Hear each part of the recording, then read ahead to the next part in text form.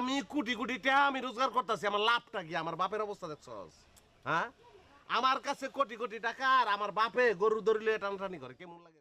একদিকে বাংলাদেশের ছোট অথচ হৃদয়ে ছোঁয়া নাটক, আর একদিকে কলকাতার দৈনিক সিরিয়ালের রাজু। আজকের ভিডিওতে জানবো কে কতটা এগিয়ে, গল্প থেকে অভিনয়, প্রোডাকশন থেকে জনপ্রিয়তা, সবকিছুর ভিত্তিতে।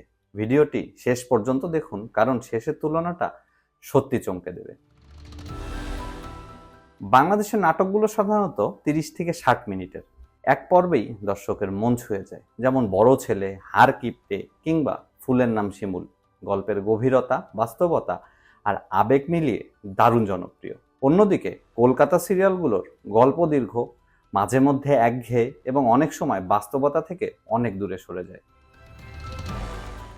প্রযুক্তির ব্যবহার, ক্যামেরা কোয়ালিটি আর সেট ডিজাইন কলকাতা সিরিয়াল যেন একটু বেশি এগিয়ে।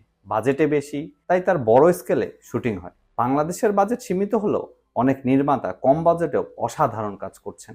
বিশেষ করে ওয়েব প্ল্যাটফর্মে বাংলাদেশের নাটক অনেক মানসম্মত হয়েছে।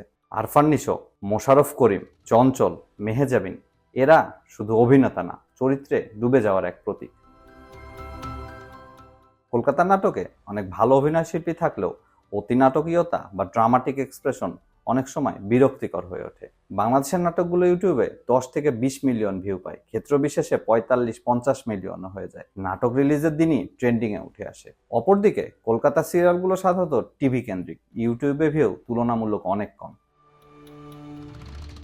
বাংলাদেশের নাটক এখন থ্রিলার, সাইকোলজিক্যাল, সোশ্যাল ড্রামা সব ধরনের বৈচিত্র্য দেখা যায়, আর কলকাতায় এখনো মূলত সেই ফ্যামিলি ড্রামার আধিক্য।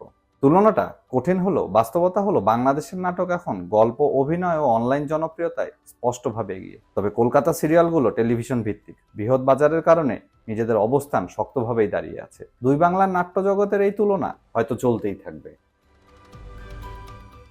আপনার মতে কে এগিয়ে, বাংলাদেশ নাকি কলকাতা? নিচে কমেন্টে জানাবেন। ভিডিওটি ভালো লাগলে লাইক দিন, শেয়ার করুন এবং সাবস্ক্রাইব করতে ভুলবেন না।